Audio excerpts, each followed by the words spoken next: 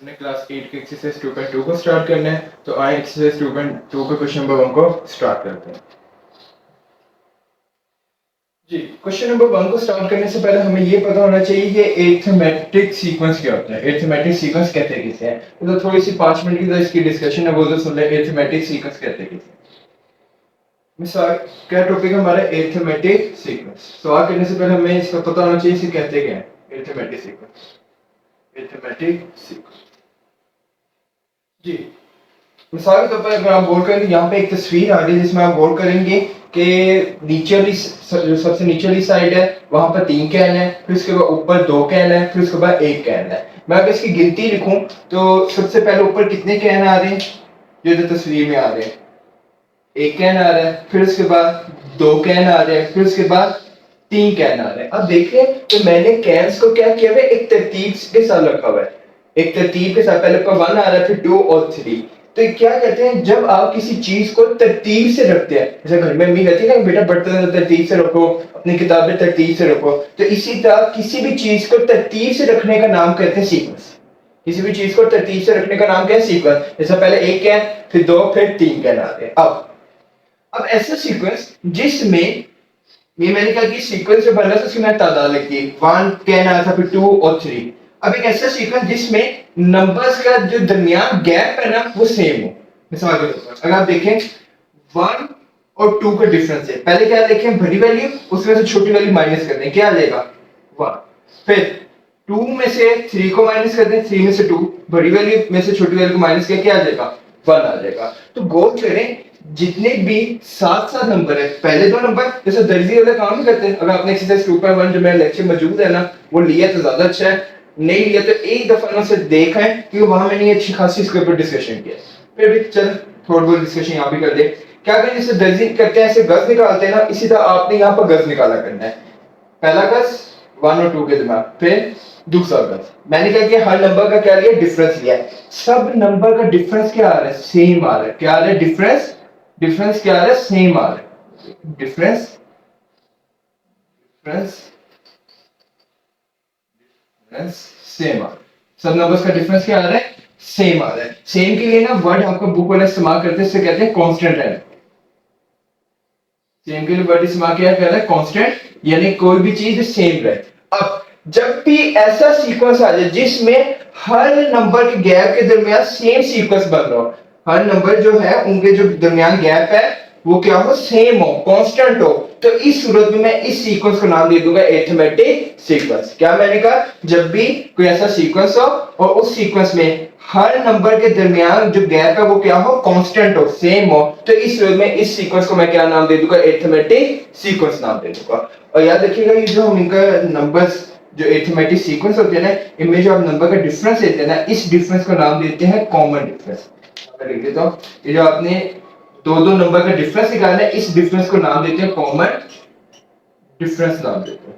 और इसको रिप्रेजेंट करते हैं स्मॉल डी से। किससे रिप्रेजेंट करते हैं? स्मॉल डी से रिप्रेजेंट करते हैं। तो याद रखिएगा अगर कोई अरिथमेटिक सीक्वेंस हो उसमें आपको कहते हैं कॉमन डिफरेंस निकाल दें, तो कैसे निकाला करेंगे, आपने उस सीक्वेंस में मौजूद जो नंबर आ रहे हैं उनको माइनस कर देना है। कैसे माइनस किया करेंगे? इसका गज निकालते हैं वैसे, पहले 2 नंबर अगले 2 नंबर, तो इसी तरह हमने क्या निकाल करना, कॉमन डिफरेंस। अब आए एक सवाल कर लेते हैं, एक्सरसाइज 2.2 क्वेश्चन नंबर 1।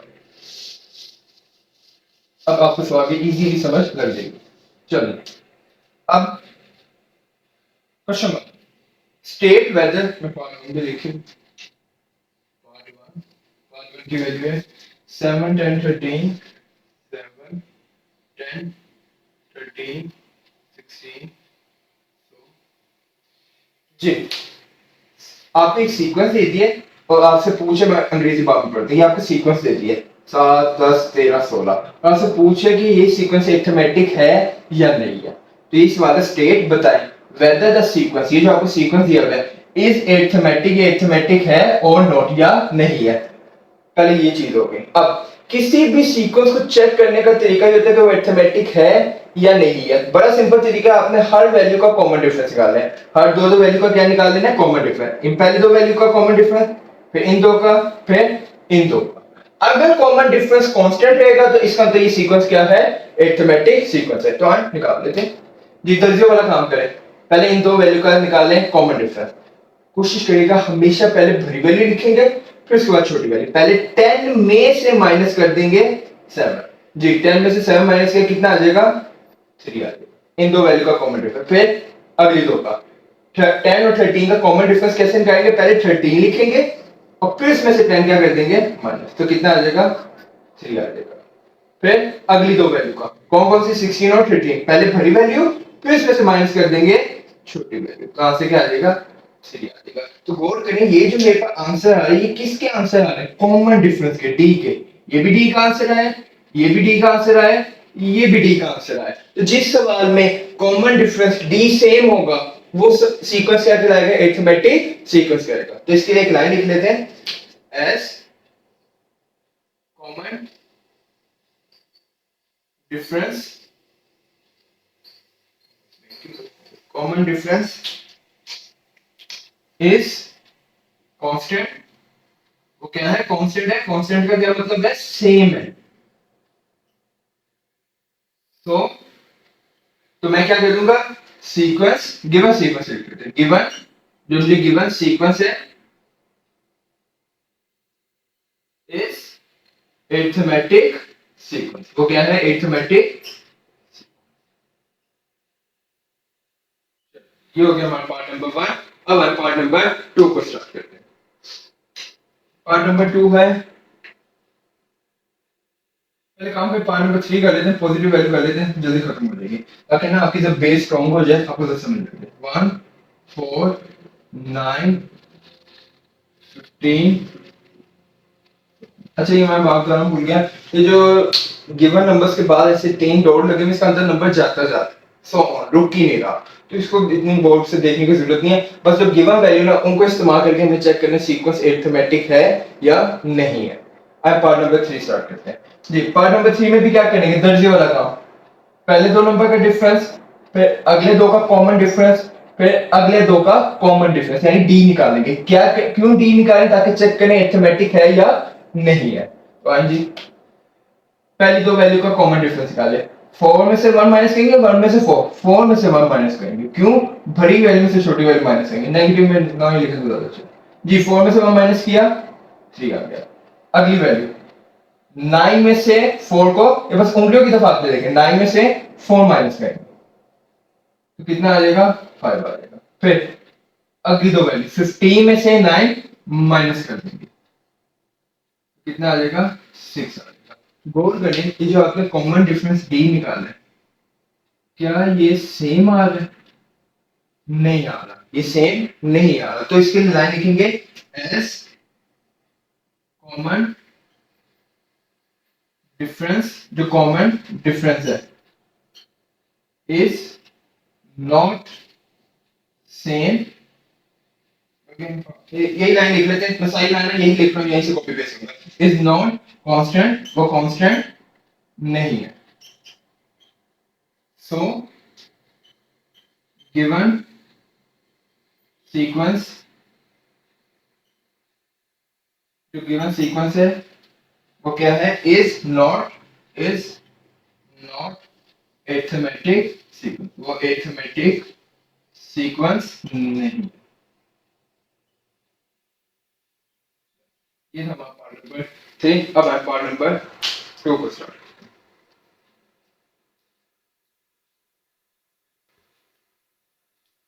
पहले पार्ट नंबर 4 जल्दी से देखें, आसान है।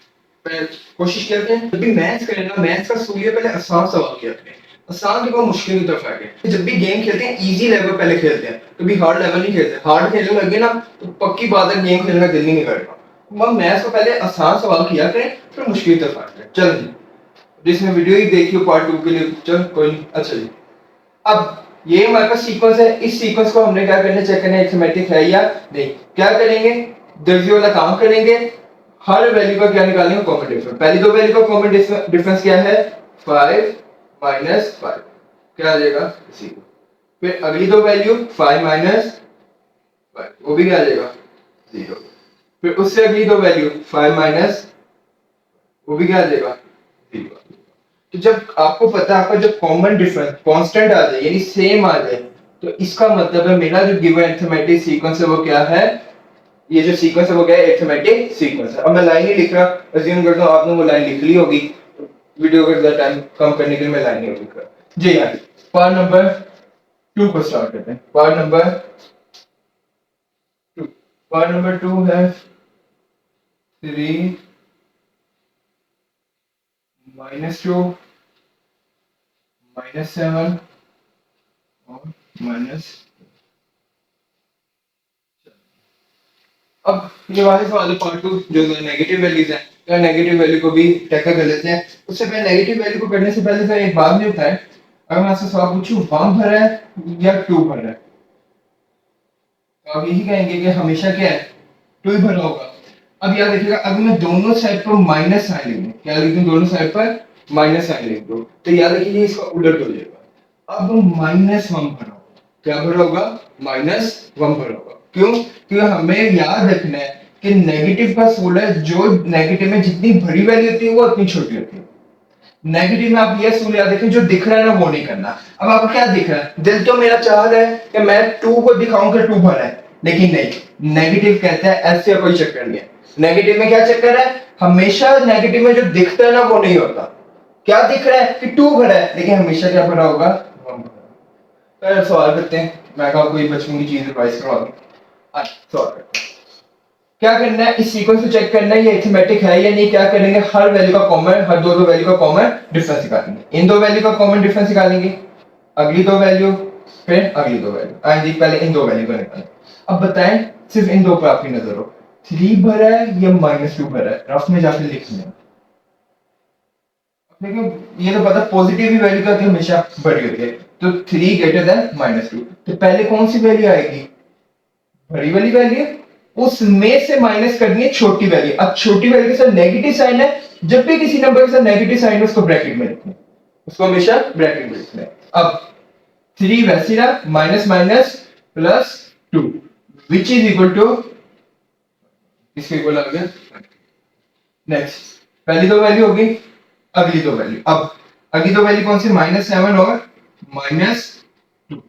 अब दोनों नेगेटिव, या जब दोनों नेगेटिव होना, एक पॉजिटिव नेगेटिव होता तो बड़ा आसान होता है, पॉजिटिव वैल्यू बढ़ती है, ये दो नेगेटिव आ रहे हैं। अब दिल चाह रहे हैं कि हम क्या करें, 7 भरें, दिल क्या चाह रहा है, 7 भरें, लेकिन जो दिखता है वो नहीं करना। क्या दिख रहा है कि 7 भरा लग रहा है, लेकिन हमने क्या कर देना, 2 भरा।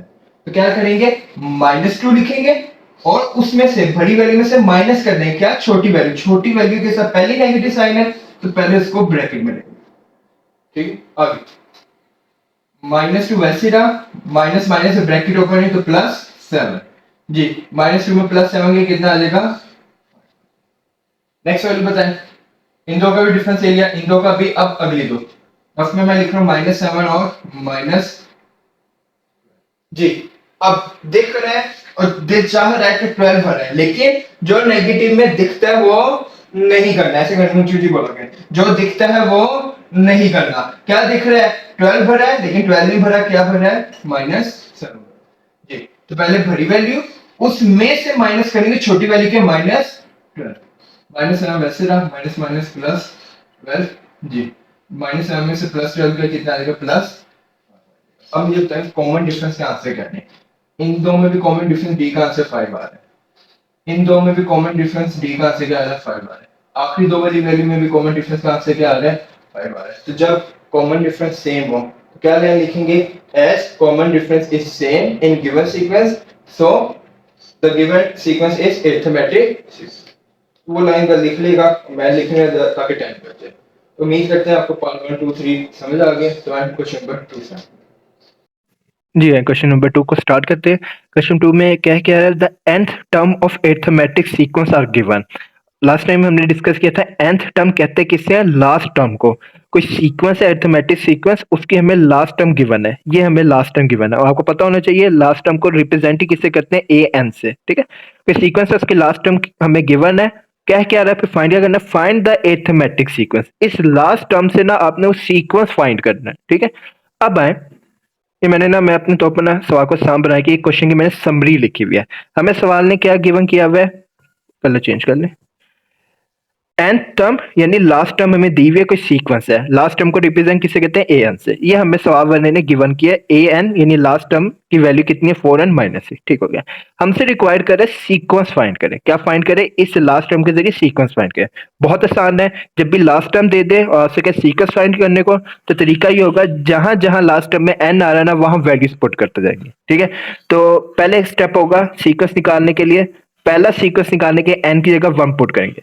ठीक है, पहला नंबर यानी सीक्वेंस का पहला नंबर निकालने की क्या करेंगे, n की जगह 1 पुट करेंगे। तो आए a n की जगह 1 पुट कर देंगे, फॉर n की जगह 1 माइनस 3। ठीक हो गया।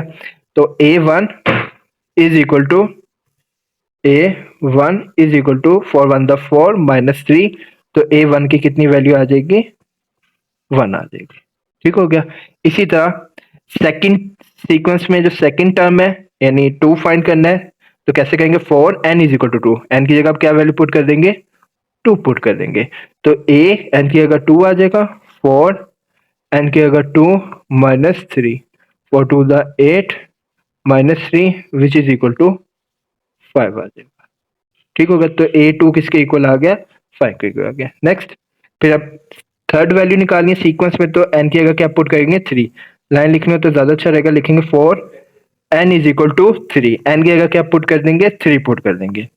तो 4 n की जगह 3 माइनस 3, जी 4 3 द 12 माइनस 3। तो टर्म में से 3 माइनस किया, कितना आ जाएगा हमारे पास, 9 आ जाएगा। अब कम से कम ना सीक्वेंस में 4 वैल्यूज होनी चाहिए, तो आप n4 तक वैल्यूज फाइंड कर लें। कहां तक वैल्यूज फाइंड कर लें, n4 तक। तो अच्छा, ये जितने सीक्वेंस आप निकाल रहे हैं ना, कोशिश करें और अपने पेपर में करें ना, इनको ऐसे बॉक्स में लिख लेगा, ताकि आपके टीचर को देखने में आसानी हो कि असल में ये मेरा फाइनल आंसर है, उसको बाकी देखने की जरूरत ना पड़े। तो a3 भी किसके इक्वल आ गया, 9। ठीक है, एक अच्छी प्रेजेंटेशन होती है कि आप अपने फाइनल आंसर को ऐसे बॉक्स में लिख लें। फिर 4 n इज इक्वल टू क्या पुट करेंगे, 4 पुट करेंगे। a4 is equal to 4 minus 3, जी 4 4 द 16 माइनस 3। तो ये कितना आ जाएगा, 13 आ जाएगा। ठीक हो गया। आखिर में एक लाइन लिखेंगे, ये जितने भी सीक्वेंस है इनको तरतीब से एक दफा लिख लेंगे। तो आखिर में लिखेंगे hence hence required sequence, required जो रिक्वायर्ड हमारे पास सीक्वेंस था वो हमने निकाल लिया, और उसको लिख ले सीक्वेंस। जी, क्या आई थी पहली वैल्यू हमारे पास, अगर आप देख लें, पहली वैल्यू 1, दूसरी वैल्यू a2 5 1 5 9 और 13, 1 1 5 9 और 13 आ गई। ठीक होगा, और 100 डॉट डॉट डाल दें। ठीक है, इसके अंदर सीक्वेंस जा रहा है, मजीद वैल्यूज भी हो सकती है, हमें नहीं पता। तो ये था पार्ट 1। जी, पार्ट नंबर 2, इसमें भी यही करेंगे, सीक्वेंस निकालने के पहले n की जगह 1 पुट करेंगे, यानी पहली वैल्यू निकाल जाए 4 n इज इक्वल टू 1। जी, a n की जगह 1, 2 n की जगह 1 माइनस 5 आ जाएगा। ठीक हो गया। तो ये माइनस कर लें, a1 is equal to 2 minus 5। यहाँ मिस्टेक बच्चे ये करते हैं, 3 तो लिख देते हैं लेकिन ये एहतियात नहीं करते, बड़ी वैल्यू के साथ माइनस का साइन है तो माइनस साइन है। ठीक है, इसे एहतियात रखिएगा। फिर दूसरी 4, अच्छा एक काम कर लें, वही काम कि अपने फाइनल आंसर को बॉक्स में लिख लें, ताकि आपको याद है सीक्वेंस बनाते हैं, ये मेरा फाइनल आंसर। फिर 4 n is equal to 2, n की जगह क्या पुट कर लेंगे, 2 पुट करेंगे। तो आए पुट करें a 2 2 2 माइनस 5, 2 2 द 4 माइनस 5। फिर यहाँ मिस्टेक होने का चांस है, यहाँ पर 1 तो आ रहा है लेकिन भरी वैल्यू के साथ माइनस का साइन है तो माइनस आ जाएगा। ठीक हो गया जी। तो a2 माइनस 1 आ गया। अब आए a3 निकाल लेते हैं, 4 n इज इक्वल टू 3 निकालना है। तो a3 is equal to 2 n की जगह 3 माइनस 5 आ गया, 2 3 द 6 माइनस 5। तो a 6 में से 5 माइनस कर दिया, 1 आ जाएगा, परिवार के साथ प्लस का साइन है तो प्लस ही आ जाएगा। ठीक हो गया। तो ये आ गया a3 आ गया। फिर इसके बाद क्या करेंगे, 4 n इज इक्वल टू 4, यानी n की जगह 4 पुट करेंगे, n इज इक्वल टू 4। तो a4 is equal to 2 n की जगह 4 माइनस 5। तो 2 4 द 8 minus 5 which is equal to 3 आ गया। तो a4 की वैल्यू कितनी आ गई, 3 आ गई। ठीक हो गया। आखिरी स्टेप, अपना रिक्वायर्ड सीक्वेंस आपने तरतीब लिख लेना है, -3 -1 और 1 और 3 आ गया। तो आखिर में लाइन लिख लेगा, हेंस रिक्वायर्ड सीक्वेंस, जो हमें रिक्वायर्ड सीक्वेंस था। अच्छा, इस सीक्वेंस में कम से कम 4 वैल्यूज निकालनी थी, आप इससे ज़्यादा निकाल सकते हैं, प्रेफरेबल यही है कि प्लीज़ इतनी वैल्यूज निकालें। जी, पहली वैल्यू है -3 1 -1, दूसरी वैल्यू, तीसरी वैल्यू 1 और आखिरी वैल्यू 3, सो ऑन जाता है। ठीक हो गया। तो ये हमारा रिक्वायर्ड सीक्वेंस है। Next part. जी, पार्ट नंबर 3 स्टार्ट करते हैं। जी, for n is equal to 1, पहले n की जगह हम 1 वैल्यू पुट करेंगे। तो आए a1 is equal to 1 plus 2, तो a1 कितना आ जाएगा हमारे पास, 3 आ जाएगा। ठीक हो गया। तो a1 की ये वैल्यू आ गई। इसी तरह for n is equal to 2 निकाल लें, for n is equal to 2। जी, a2 is equal to 2 plus 2, तो ये कितना आ जाएगा हमारे पास, 4 आ जाएगा। ठीक हो गया। तो a2 कितना आ गया हमारे पास, 4 आ जाएगा। फिर इसी तरह 3 निकालना है, for n is equal to 3, for n is equal to 3 निकालना है।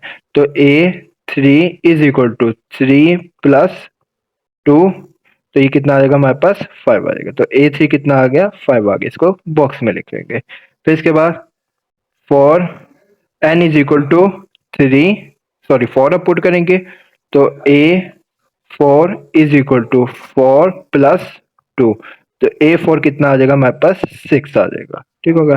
तो ये आए सीक्वेंस को लिख लेते हैं। हमारे पास क्या क्या सीक्वेंस आया, a1 3, फिर a4, a5 और a6 आ गया। तो हेंस रिक्वायर्ड सीक्वेंस 3 4 5 और 6 आ गया।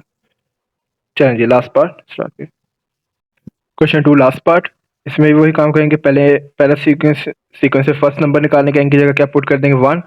तो a1 is equal to 3 1 minus 1, तो 3 1 दा 3 माइनस 1, तो a1 बराबर आ गया हमारे पास 2 के बराबर।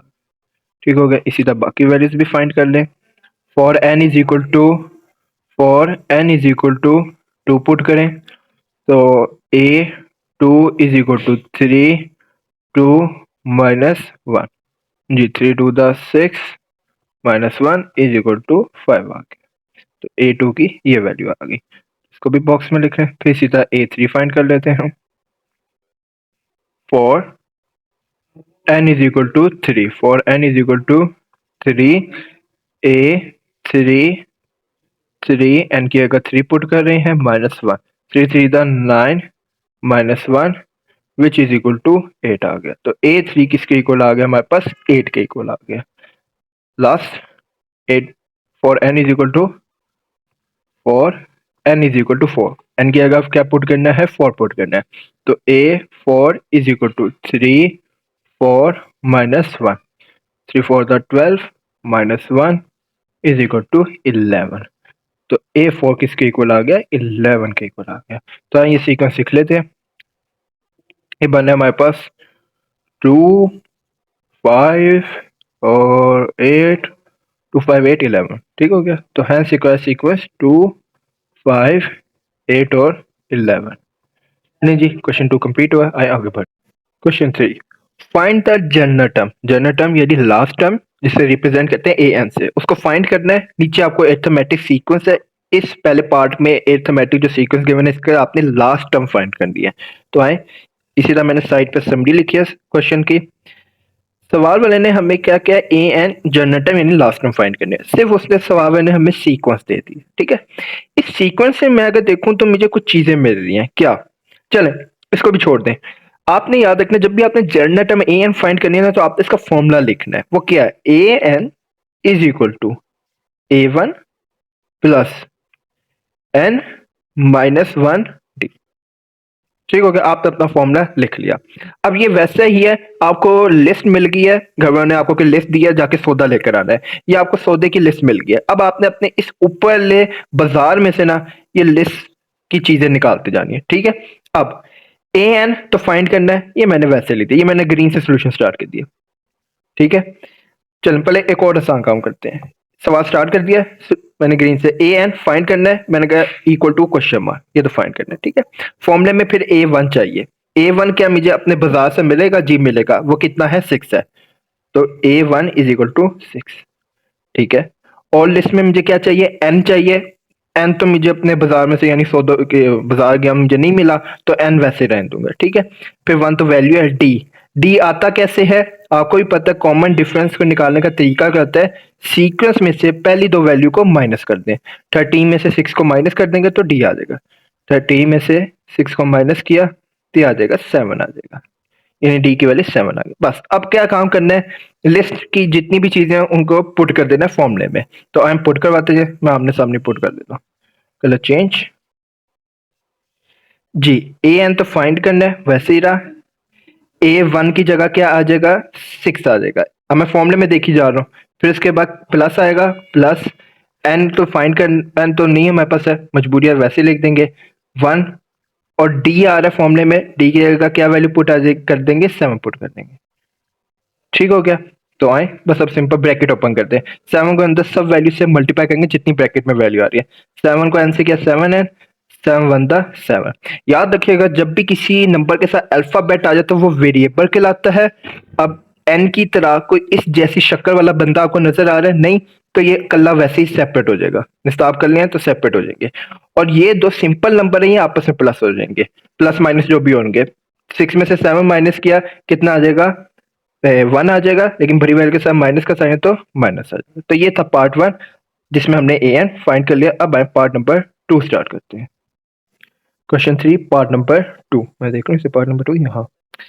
ए एन फाइंड करना है, फॉर्मूला लिखेंगे ए एन का मशहूर जमाना। A N is equal to A one plus N minus one और डी आ गया, ठीक हो गया जी। अब आपने क्या करना है? अपना फॉर्मूला लिख लिया। फॉर्मूले से आपने देखते जाना है आपको क्या क्या चीजें मौजूद हैं, क्या फाइंड करनी है। फॉर्मूले में पहली चीज है ए एन, वो तो फाइंड करना है, तो आप उसके आगे क्वेश्चन मार्क लिख दें। ये मैंने ग्रीन से सोल्यूशन स्टार्ट कर दिया, रेड से मैंने क्वेश्चन लिखा था, ठीक है। फिर फॉर्मूले में आता है ए वन। क्या आपको अपने सीक्वेंस से ए वन मिल रहा है? जी मिल रहा है। वो कितना है? 5 है, ठीक है। बस एक दफा फॉर्मूला सही लिख देना, आगे गेम बहुत आसान है। फिर एन नहीं हमें गिवन है, मुझे नहीं सवाल सके नजर, आपको नजर आए तो मुझे कमेंट में बता देगा। फिर इसके बाद डी। डी कैसे आएगा? पहली दो वैल्यू को माइनस करके। 7 में से 5 माइनस किया 2 आ जाएगा, मैं डायरेक्ट लिख रहा हूँ, कितना आ जाएगा? 2 आ जाएगा। बस अब फॉर्मूले में वैल्यू पुट्स करवा दें, रेड से कर लें। जिंदगी में चेंज लाना चाहिए, कलर कर लें चेंज जी। ए एन तो फाइंड करना है। ए वन की जगह क्या वैल्यू पुट कर देंगे? 5 प्लस एन की जगह कुछ नहीं हमें वैल्यू गिवन, -1। और डी की जगह क्या आ जाएगा? 2 आ जाएगा। 5 प्लस 2 एन -2। इस जैसा कोई बंदा नजर नहीं आ रहा, एन जैसा, तो वैसे ही आ जाएगा जी। 5 और 2 एक सिंपल नंबर है, माइनस करते हैं। +5 में से -2 किया, कितना आ जाएगा? +3 आ जाएगा। तो ए एन की हमारे पास ये वैल्यू आ जाएगी। कोशिश करेगा अपने सोल्यूशन को ना ऐसे बॉक्स में लिख लिया कर, अच्छी प्रेजेंटेशन लगती है। नहीं जी, नेक्स्ट पार्ट नंबर 3 में भी यही है। पहले क्या करेंगे? फॉर्मूला लिख लेते हैं। A N is equal to A one plus N, पहले ब्रैकेट आती है, एन -1 और डी आ गया, ठीक हो गया। बस वही काम करें, फॉर्मूले को देखते जाएं। ए एन तो मैंने फाइंड करना है। ए वन क्या मुझे गिवन है? जी गिवन है। मैं फॉर्मूले को देखी जा रहा हूँ। ए वन इज इक्वल टू 4 है। फिर इसके बाद फॉर्मूले के मुताबिक एन चाहिए, नहीं है। डी निकालना है। अब डी कैसे आता है? पहली दो वैल्यू को माइनस करके। 9 में से 4 माइनस कर दें तो कितना आता है? 5। डायरेक्ट लिख रहा हूँ, 5 आ गया। नेक्स्ट बस अब फॉर्मूले में वैल्यू पुट कर दें। तो ए एन तो फाइंड करना है। ए वन की जगह क्या आ जाएगा? 4 प्लस एन की जगह क्या आ जाएगा? कुछ नहीं पता, वैसे ही आ जाएगा। डी क्या आ जाएगा हमारे पास? 5 आ जाएगा। बस अब सॉल्व कर ले। 4 प्लस 5n -5 जी। एन जैसा कोई बंदा नहीं है, वो ऐसे ही आ जाएगा, कल्ला खड़ा रहेगा, देखता रहेगा। 4 में से 5 माइनस कर दें, कितना आएगा? 1। परिवार का साइन माइनस, तो -1। तो ए एन ये आ गया। डन जी, आगे बढ़ते हैं। लास्ट पार्ट है जी 2 12। तो फॉर्मूला लिखने पहले। A N is equal to A one plus N -1 और डी आ गया जी। ए एन तो फाइंड करना है। ओहो, ए एन तो लिख लो। ए एन फाइंड करना है जी। ए वन की हमारे पास क्या वैल्यू गिवन है? 2 गिवन है। और डी कितना है हमारे पास? पहली दो वैल्यू को माइनस कर लें। 12 में से 2 माइनस कर दें तो कितना आ जाता है 10 आ जाता है। तो ये हमारे पास डी आ गया। बस अब फॉर्मूले में वैल्यू पुट करवा दें। ए एन तो वैसे ही रहा, ए वन की जगह क्या आ जाएगा हमारे पास 2 प्लस प्लस मेरा देखो क्या हो गया भाईजान जी, प्लस एन वैसे ही रहा -1 डी की जगह 10 आ जाएगा जी। 2 प्लस 10n माइनस 10 आ गया। 10n वैसे आ जाएगा और 2 में से 10 माइनस किया कितना आएगा -8 आएगा। तो ये एन आ गया और ये हमारा पार्ट कंप्लीट हुआ। पीछे जो भी आवाज है डिस्ट्रैक्शन हमने कभी डिस्टर्ब नहीं होना। ओके जी, नेक्स्ट पार्ट नहीं, क्वेश्चन नंबर 4 लिखा हुआ है which term of arithmetic sequence is 91। अब इस सवाल का मतलब क्या है, आज मैंने दोबारा इस सवाल लिखे, इसकी जरा एक समरी बना लेते हैं। विच टर्म, याद रखिएगा जब भी आपके सवाल में वर्ड सिर्फ टर्म आ जाए इसका मतलब है एन, यानी आपने एन फाइंड करना है। किसका एन फाइंड करना है? कोई एर्थमेटिक सीक्वेंस है उसका एन फाइंड करना है। ये एर्थमेटिक आपका सीक्वेंस है, ठीक है। मजीद ये इज को ना अभी वक्ती तौर पर इग्नोर कर दें, मैं बाद में एक्सप्लेन करता हूँ, इसे ना भी पढ़ेंगे तब भी सही है। जस्ट गौर करें, एर्थमेटिक सीक्वेंस एन निकालना है, याद रखें एन निकालना या ए एन, तो एक मशहूर जमाना फॉर्मूला एर्थमेटिक सीक्वेंस का क्या, A N is equal to A one plus N -1 और डी। अब फॉर्मूला लिख दिया, अब फॉर्मूले के जरिए ना मैं अपनी चीजें निकालते रहूंगा। क्या मुझे सवाल वाले ने ए एन दिया हुआ जी दिया हुआ है, कैसे? इस सीक्वेंस के आखिर में देखेंगे वैल्यू आ रही है 91। याद रखिएगा सीक्वेंस के आखिर में जो वैल्यू होती है वो किसको शो करते हैं, nth टर्म यानी ए एन, यानी ए एन की वैल्यू हमें कितनी गिवन है, 91 गिवन है, ठीक है। फॉर्मूला कह रहा है ए वन भी निकाल लो, ए वन मौजूद है सवाल में जी, ए वन मौजूद है, 1 मौजूद है, तो सवाल से हमें ए वन भी मिल गया 1, ठीक हो गया। एन आ रहा, फॉर्मूला कह रहा है एन तो हमने फाइंड करना है, तो इसका आगे क्वेश्चन मार्क। और क्या निकालना है, डी निकालना है। डी को निकालने का क्या तरीका होता है, पहली दो वैल्यू को माइनस कर दे, 4 में से 1 माइनस कर दें कितना आ जाएगा, 3 आ जाएगा। नहीं जी, सवाल मुक गया। बस अब यही वैल्यू पुट कर दें, आगे पे एन आ जाएगा, मैं कलर चेंज कर लूं जी। ए एन की जगह क्या आ जाएगा फॉर्मूले में 91, फिर फॉर्मूले में ए वन आता है, ए वन की जगह कितना आ जाएगा 1 आ जाएगा, प्लस एन तो फाइंड करना है -1, डी की जगह क्या आ जाएगा 3 आ जाएगा। नेक्स्ट स्टेप 91 वैसे ही रहा, 1 भी वैसे ही रहा, ब्रैकेट ओपन कर दे, 3 से मल्टीप्लाई हो जाएंगे दो नंबर, 3n -3। 91 वैसे रहा, यहाँ जो दो नंबर्स हैं उनको माइनस कर दे, n वैसे रहेगा क्योंकि उसके साथ अल्फाबेट है जिसे आप वेरिएबल कहते हैं, ठीक है। 1 में से 3 माइनस कर दें कितना आ जाएगा, -2 आ जाएगा, ठीक। अब नेक्स्ट स्टेप क्या होता है, वेरिएबल को अभी दे रहने देंगे, पहले कांस्टेंट को उधर ले जाएंगे, -2 जगह क्या हो जाएगा, +2 हो जाएगा, ठीक हो गया। ये प्लस होकर कितना आ जाएगा 93, डन जी। अब n फाइंड करते हैं सिंपल n, उसके साथ 3 ना हो तो 3 जब मल्टीप्लाई हो जाएगा क्या हो जाएगा, डिवाइड 93 डिवाइडेड बाय 3। तो रफ में कर लें, अगर कैलकुलेटर है तो कई बात है, नहीं भी है कोई नहीं, दिमाग तो है ना जी। 3 सीधा 9, माइनस किया 0, लिखने की जरूरत नहीं, रफ काम कर रहे हैं, 3 बनता 3, रफ काम को जितनी जल्दी हो सके खत्म किया करें, जैसे जोरदार काटा मारेगा। अच्छा जी, और तेरी की मार लिया काटा किधर गया भाई, चलो जी। तो n कितना आ गया, 31 आ गया, डन जी। तो n कितना आ गया, 31। बड़ी खुशी होती है जब ना टीचर कोई काम कर रहा ना, कोई दूसरा काम हो जाए तो बड़ी खुशी होती है? चल जी, ये था हमारे पास। Next part, question 5। यहाँ गलती से 4 लिखा गया, पहले 4 करते 5 जी। अगर आपको 4 समझ लग जाएगा मुझे तो 5 तो आगे बच्चों का गेम है जी। विच टर्म, टर्म का मतलब ऊपर लिखा हुआ है n फाइंड करना है, नीचे अरिथमेटिक सीक्वेंस है। मैंने आपको कहा जब n निकालना हो या a n निकालना हो फॉर्मूला लिख लें, a n is equal to a1 plus n -1 D आ गया, ठीक हो गया।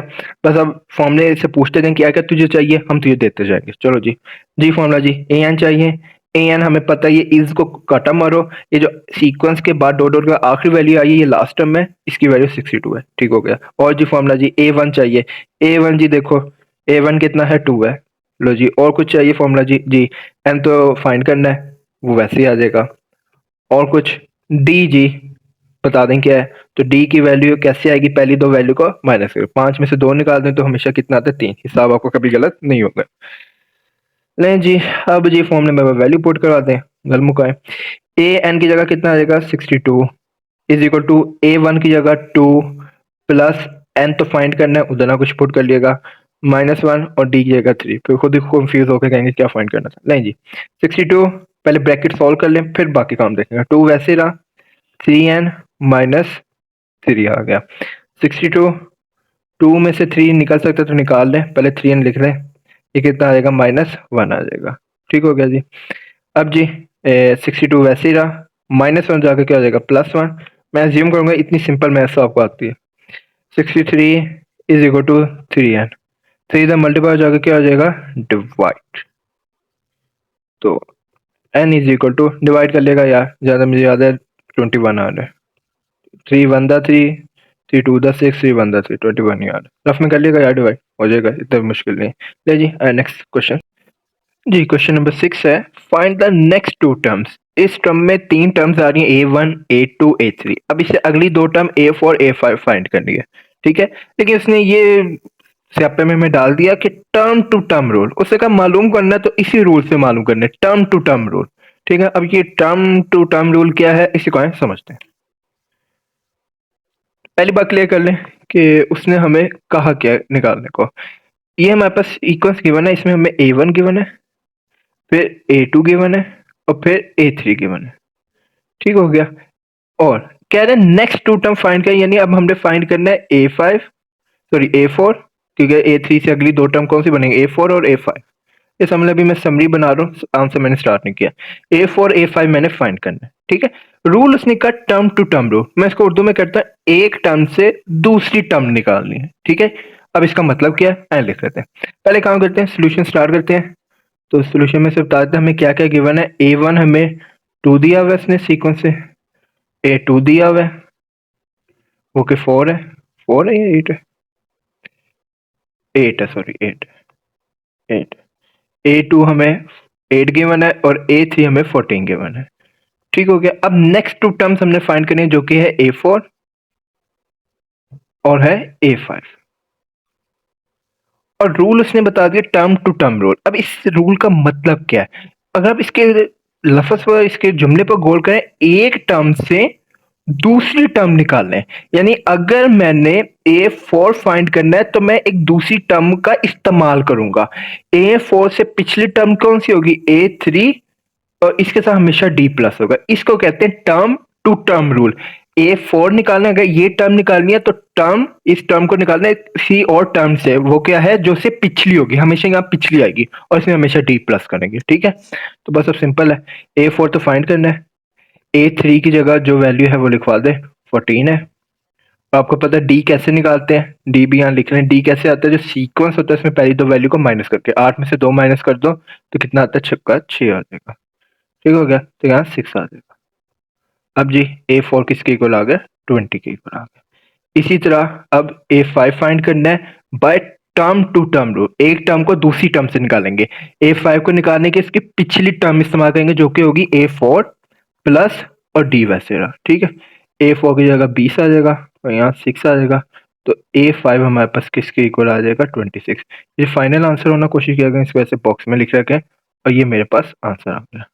ठीक हो गया जी। तो ऐसे पार्ट 1 और पार्ट 2, 2 क्या है जी, चलो जी, डर गया भाई जहाँ, नाक टाइम वेस्ट कर मेरा। ये होता है टेक्नोलॉजी का नुकसान, टच हल्का सा कहीं किया, अब देखो जी। चलिए पार्ट 2 स्टार्ट। जी इसमें भी हमने A4 निकालना है by term to term rule. तो क्या कहेंगे, A4 is equal to A3 plus D। ठीक है, अब आपने लिखना हो तो लिख लेगा जैसे पहले के सोल्यूशन में। चलो लिख ही लें। A1 यहाँ हमारे पास कितना है, A1 यहाँ हमारे पास कितना है, 1 गिवन है। A2 कितना हमें गिवन है, 5 गिवन है। और A3 कितना गिवन है हमें, 9 गिवन है। और ये D कैसे आएगा, पहली 2 वैल्यू को माइनस करके, तो वो कैसे आएगा, 5 में से 1 माइनस किया कितना आएगा, 4 आ जाएगा। ठीक है जी। चलें जी, A4 निकालना है तो A3 की वैल्यू क्या गिवन है, 9 गिवन है। D की वैल्यू आप देख लें, आपने क्या निकाली, 4 आई है। 9 में 4 प्लस कर दिया तो कितना आ जाएगा, 13 आ जाएगा। तो A4 कितना आ गया, 13 आ गया। इसी तरह A5 नेक्स्ट टर्म निकालनी है, टर्म को, एक टर्म को निकालना है दूसरी टर्म की मदद से, A4 प्लस D।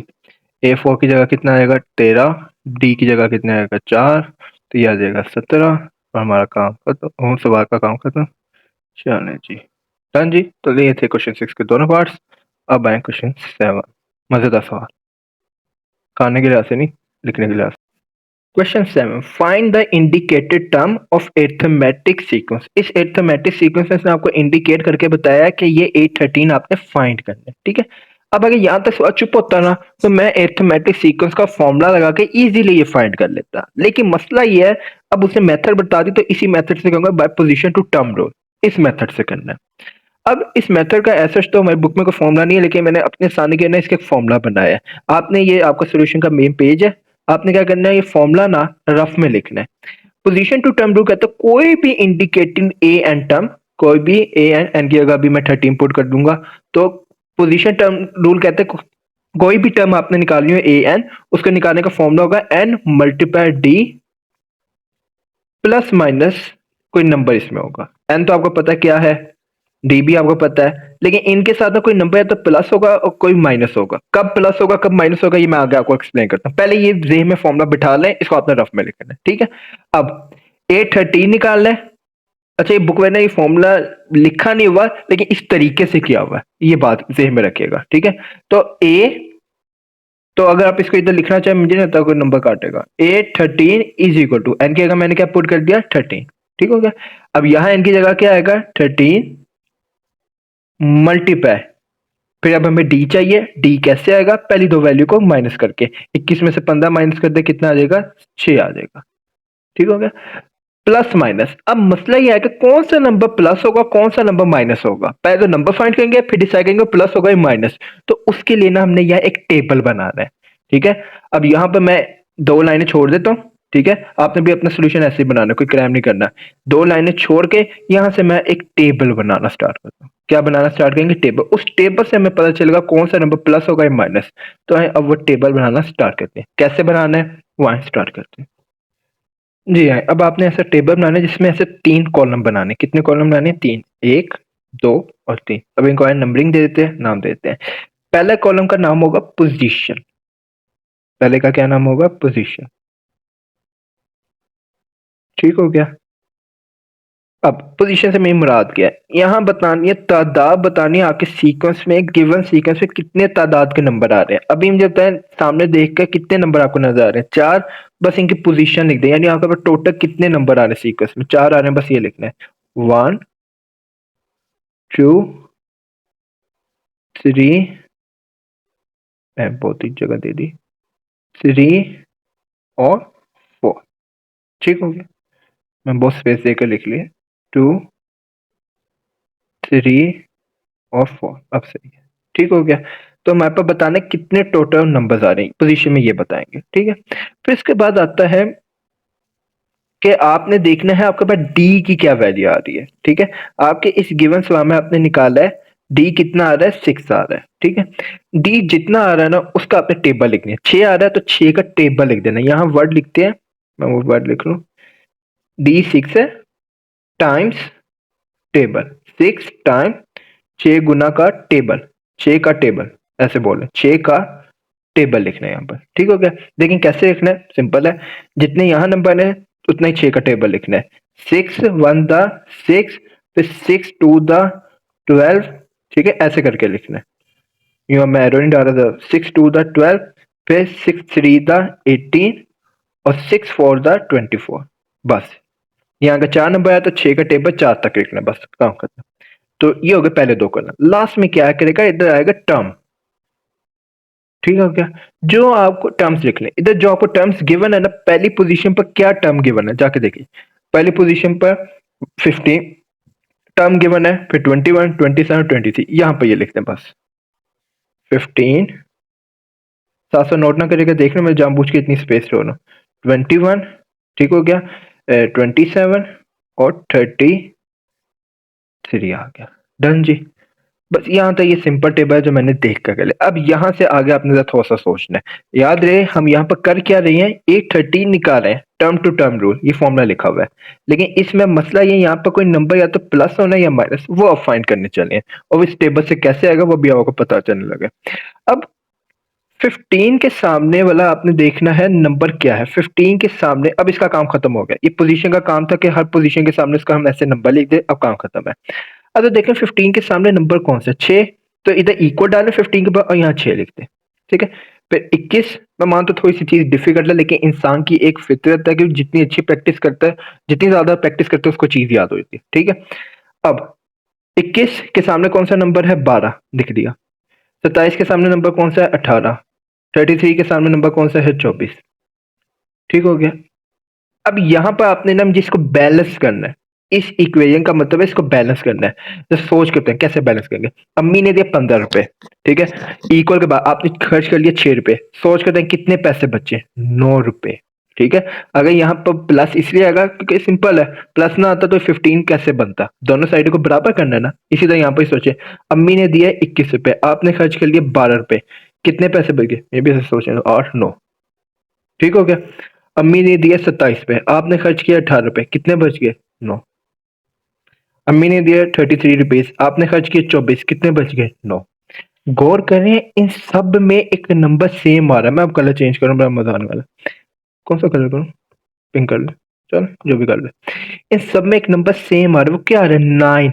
और 9 सब में क्या हो रहा है? प्लस हो रहा है। इसका मतलब यहाँ जो नंबर प्लस होना है, माइनस नहीं होना, क्या होना है? एक नंबर प्लस होना है। और कौन सा नंबर प्लस होना है? 9 प्लस होना है। Wait, sorry for disturbance. हमें तो बड़ी खुशी होती थी जब क्लास में टीचर को फोन आ जाए, बाय चला जाए, लेकिन आप क्या कर सकते हैं, फौरी आपको वीडियो मिल जानी है। जी, ये वो 9 नंबर है जो प्लस हो रहा है, और यहाँ पर 1 लिखेंगे। चलो, अच्छा सॉरी, 9 नंबर, बस इस बात खत्म हो गया। तो असल मसला ना, फॉर्मूले में एन भी आप देख सकते थे, डी भी निकाल सकते हैं, मसला नंबर निकालना था, उसके टेबल बनाना था। चलें, 13 को रफ में मल्टीप्लाई करें 6 से, 6 3 द 18, 8 इधर 1 के ऊपर, 6 1 द 6, 78। 78 में प्लस करना है, 9 प्लस करना है। ठीक हो गया, तो रफ में कर ले, ना पंगे लिया कर, मैं तो खुद देकर रहा हूं, तो प्लस करने के लिए बच्चों को मसले आ रहे थे, प्लीज रफ में कर लिया गया।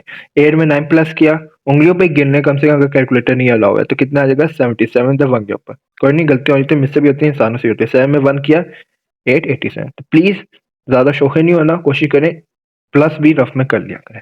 ले जी, 813 आपके पास 87 आ गया। उम्मीद करते हैं आपको आज का लेक्चर समझ आ गया होगा। खसूसन ये पार्ट, नेक्स्ट पार्ट करते हैं स्टार्ट। जी, क्वेश्चन 7 पार्ट 2। मैं ज़्यादा डिटेल में नहीं जाऊंगा, आपको पता है हमने इंडिकेटेड टर्म जो इसमें आ रही है वो A41 आ रही है, वो फाइंड करनी है। फॉर्मूला ये है, रफ में लिख लेगा, A N is equal to N multiply D plus minus number कोई करना है। जी, ए एन के का 41 फाइंड करना है। अब एन हमें क्या गिवन है? 41 गिवन है। याद रखिएगा, ये जो हमारे पास वैल्यू के नीचे जो भी नंबर होगा ये हमारे एन को शो करेगा, यही रिक्वायर्ड है। ठीक हो गया, क्योंकि जब आपने यहाँ एन की जगह 41 लिखा है, तो इधर भी एन की जगह क्या आएगा? 41। आई एक्सपेक्ट आपको याद होगा। जी, डी की जगह उसकी वैल्यू निकालें, कैसे आएगी? पहली दो वैल्यू को माइनस करके, 9 में से 2 माइनस किया 7। अब डिसाइड ये करना है, या तो यहाँ कोई नंबर प्लस होगा या माइनस होगा, तो उसके लिए अब हमने क्या करना है? एक टेबल बनाना है। नहीं जी, टेबल की मैंने चीजें पहले से बना दी। सॉरी, यहाँ पहले कॉलम में तो पोजीशन आ जाएगा, यहाँ कितनी पोजीशन वाले नंबर? 4 ही है, तो मैंने यहाँ 1 2 3 4 लिख दिया। ठीक हो गया। नेक्स्ट स्टेप क्या होता था? यहाँ टेबल आता था, किसको देखकर ये टेबल बनाते थे? डी की वैल्यू को देखकर। डी की वैल्यू आई क्या है हमारे पास? 7, तो यहाँ 7 का टेबल आ जाएगा। देखेंगे 7 टाइम्स 7 का टेबल। ठीक हो गया, तो आए 7 का टेबल लिख लें। 7 1 दा 7, 7 2 दा 14, 7 3 दा 21, 7 4 दा 28 आ गया। ठीक है, कुछ आप परेशान हो गए सर कैसे 4 तक नंबर लिख रहे हैं? मैं बस 7 का टेबल इनको देख कर लिखी जा रहा हूँ। ठीक हो गया। अब जी, इसके बाद यहाँ टर्म्स लिखेंगे जो हमें गिवन टर्म्स हैं। क्या गिवन टर्म्स है? 2 9 16 23। 2 9 16 और 23। ठीक हो गया जी। अब आए स्टार्ट करते हैं। इनके बाद इक्वल का आपने साइन डाल देना है, इक्वल का साइन डाल देना है। अब थोड़ा सा ऐसे करो जी। अगर डिसाइड का इक्वल के बाद साइन डाल दिया आपने, अब इनके सामने नंबर्स आएंगे जो इनके सामने मौजूद है। जी, 2 के सामने कौन सा नंबर मौजूद है? 7, तो इक्वल के बाद भी यहाँ 7 आ जाएगा। 9 के सामने कौन सा नंबर मौजूद है? 14, तो यहाँ पर भी 14 आ जाएगा। ठीक हो गया। 16 के सामने 21 है, तो यहाँ पर भी 21 आ जाएगा। ठीक है, और 28 के सामने कौन सा नंबर? 23, तो यहाँ पर 28 आ जाएगा, जो इनके सामने नंबर है। डन जी। तो यहाँ तक ये सिंपल काम है। अब यहाँ आ गया आपने सोचना है, तो आए अब इसको स्टार्ट करते हैं। अब देखें यहाँ वही काम करना है जैसे हमें अम्मी ने दिया 10 रुपए जितने भी दिए। अब ऐसा तो नहीं हो सकता कि अम्मी ने 2 रुपए दिए हमने खर्च किए 7 रुपए, नहीं ये तो उलट हिसाब हो जाएगा। हमने ज्यादा की तरफ तवज्जो दी, अम्मी ने दिए 7 रुपए, आपने खर्च कर लिए 2 रुपए। अब यहाँ बैलेंसिंग नंबर आपने बताना है, ठीक है। रिमेनिंग बैलेंस कितना बच गया, बकाया पैसे कितने बच गए वो यहाँ लिखने। अब आप सोचें कि 7 रुपए दिए 2 रुपए खर्च कर लिए, ठीक है, तो कैसे आएगा यहाँ पर -5 करके। मेरे तो ऐसे कोई मुश्किल है, 7 में से 5 गए तो ही तो 2 आता है ना। इसी तरह यहाँ पर भी अब डायरेक्ट ज्यादा जोर ना देगा, यहाँ पर डायरेक्ट -5 लिखेगा, आपका आंसर 9 ही आ रहा होगा। 40 में से 5 माइनस करें 9 आ रहा होगा। यहाँ पर भी सोचे ना -5 लिख दें, सिर्फ पहले नंबर पर सोच लिया ना सही से, आगे काम आसान है, वहां डायरेक्ट वही नंबर लिख देगा। पहले नंबर पर बस आपने सही से सोचना है। 7 में से 5 निकाल दे तो 2 रुपए बचते हैं, ठीक है। सब में अप्लाई कर लें। यहाँ पर भी 28 में से 5 निकाल दे तो देखिएगा 23 आता है। यानी ये वो नंबर है जो आपने क्या करना है, माइनस करना है। क्या करना है, माइनस करना है। तो थोड़ी सी प्रैक्टिस रिक्वायर्ड है, ऐसा नहीं है कि गलतियां नहीं होंगी, गलतियां इंसान से होती है जी। यहाँ पर नंबर एक माइनस होगा, क्या होगा 5 होगा, पीछे पार्ट में प्लस हो रहा था जी। इनको मल्टीप्लाई कर लें, 7 7 7 4 20 है, -5 कर दें तो ये कितना आ जाएगा 282 आ जाएगा। तो ये A41 की हमारे पास वैल्यू आ गई। तो होप सो आपको पसंद आया होगा ये क्वेश्चन, मुझे तो बहुत पसंद आया। लाइन जी क्वेश्चन ऐड करके लेक्चर खत्म। तो हाँ जी, तो स्टार्ट करते हैं, शुरू करते हैं अल्लाह के नाम से जी। फाइंड इंडिकेटेड टर्म, हमने क्या करना है, इंडिकेटेड टर्म निकालनी, जो मुझे नीचे बता रहा है टर्म निकालनी है। इंडिकेटेड टर्म मैंने क्या करनी है, नीचे से फाइंड करनी है। ऑफ अरिथमेटिक सीक्वेंस, कोई अरिथमेटिक सीक्वेंस है, उसकी मुझे कोई नीचे टर्म बता रहा है, वो मैंने क्या करनी है, फाइंड करनी है। देख लेते हैं। अब a इज इक्वल टू 5 है।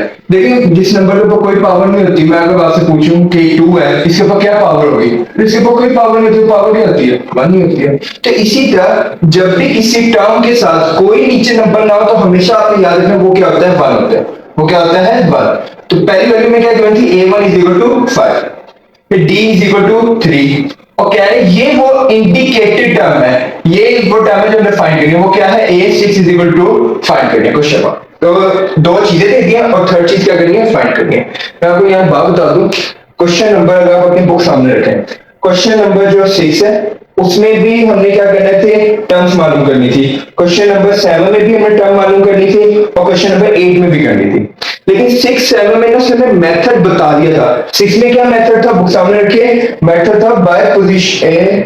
6 में, हाँ 6 में मेथड था by term to term rule, और 7वें में क्या मेथड बताया हुआ है, by position to term rule. तो जिस सवाल में मेथड बता दे आपने उसको उसी मेथड से सॉल्व करना है। लेकिन अब इस सवाल में मुझे मेथड नहीं बताया कि किस मेथड से मैं a6 की वैल्यू फाइंड करूं। तो जिस सवालों में टर्म निकालनी है कोई भी मेथड ना बताए, वहां आपने अरिथमेटिक सीक्वेंस का फॉर्मूला लिख देना। वो फॉर्मूला क्या होता है, an is equal to a1 plus n minus 1। ठीक हो गया। अब नेक्स्ट स्टेप ये हुआ करेगा कि अब हमने क्या करना है, जो टर्म मालूम करनी है उसके नीचे वाला नंबर देखना है। अगर आपने मेरी वीडियो देखी जिसमें हमने अरिथमेटिक सीक्वेंस का फॉर्मूला डिस्क्राइब किया था, तो उसमें मैंने आपसे बात की थी कि ये जो नीचे नंबर आ रहा है 6 जो फाइंड करना है, ये किसको शो कर रहा है, n को। यानी अभी मैंने जो n निकालना है वो किसके बराबर है, 6 के। अभी मेरा n किसके बराबर है, 6। यानी जहां जहां फॉर्मूले में मेरे पास क्या आता जाएगा, n आता जाएगा, और मैं क्या पुट करता जाऊंगा, 6। तो अगर आपने इधर लिखना है फॉर्मूले से पहले तो आप लिख सकते हैं कि n की वैल्यू में यहाँ क्या गिवन है, 6 गिवन है। तो मुझे कैसे बचा, n की वैल्यू 6 है, जो भी टर्म मालूम करनी है उसके नीचे जो भी नंबर होगा किसको शो किया करेगा, n को। तो n की जगह क्या आ जाएगा, 6, बस वैल्यू पुट करते जाए। ये फॉर्मूला है, फॉर्मूले में बस मैं वैल्यू पुट करता हूँ जी।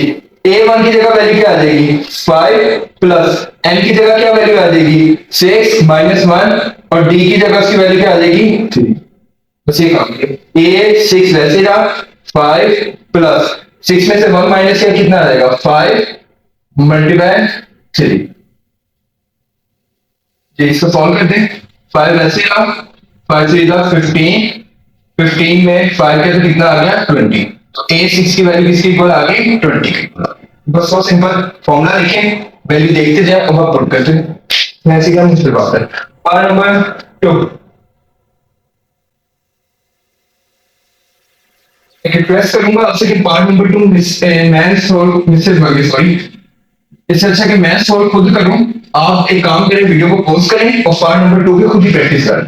क्योंकि हमारे आने का मकसद देखिए आपकी प्रैक्टिस खुद अच्छी होगी मैंने मुझे वीडियो को पॉज कर दें, पहले खुद करें पार्ट 2, फिर मेरे से अपना सोल्यूशन मैच करेगा। चलो जी, A5 इज इक्वल टू, वही है, जैसे बात नहीं है, वाली सारी चीजें रिपीट करनी है। जिसके साथ जिस टर्म के साथ कोई नंबर ना नीचे, वो क्या होता है 1। A1 12 है, D2 है और A5 निकालना है। कुछ भी नहीं करना, हमेशा पहले फॉर्मूला लिखना है और आप खुद ही पढ़ जाएंगे। फॉर्मूला क्या है? an is equal to A1 plus n minus 1। Next क्या होगा? फॉर्मूले को देखते जाएंगे, जो जो फॉर्मूले की चीजें हमें चाहिए वो लिखते जाएंगे। जी, ए, देखिए जो मैंने आपको बताया, जो भी टर्म निकाल लियो उसके जो नीचे नंबर आ रहा होता है वो हमेशा किसको शो करता है? एन को शो करता है। तो इधर एन की जगह क्या आ जाएगा? 5। जहां से एन आएगा उधर 5 पुट कर देंगे। A1 की वैल्यू क्या है?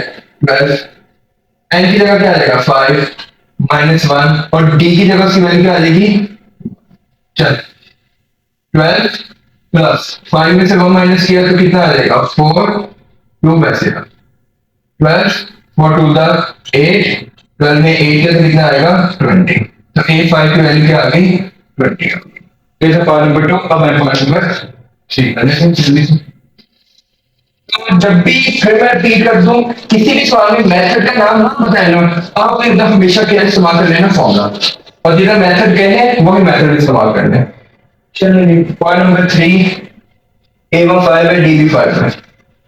पॉइंट नंबर 3, A1 भी 5 है, D भी 5 है। आपने ये A के साथ जब लिखने वाला आपने बोलना है, और क्या मालूम करना है?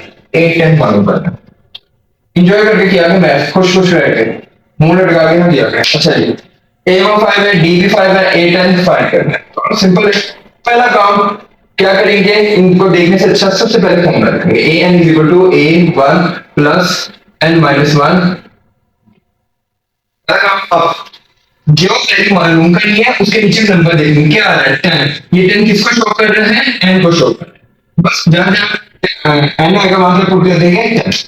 a n की जगह 10, A1 की जगह क्या आ जाएगा? 5 प्लस n की जगह क्या आ जाएगा? 10 माइनस 1। d की वैल्यू क्या हमें गिवन है? 5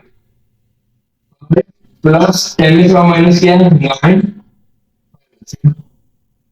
ये 5 बचेगा, 5 9 40।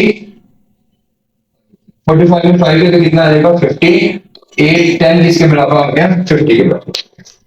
चलिए नेक्स्ट, चौथा पॉइंट। अपनी नींद पूरी किया करें, नींद के बगैर कभी काम नहीं सारा सही से कर पाते। कम से कम 8 से 7 घंटे की नींद करें। अभी का कोई तो शहजादा ऐसे नहीं है 4 घंटे भी सो के काम कर लेते हैं। अच्छा जी, A1 is equal to 9, D is equal to 3। Math जब भी करें ना तो बोर्ड के क्या करें, जब लिखे ना उससे थोड़ा सा ऊंची बोर्ड क्या करें, अपने इधर की आवाज में दूर रखेगा,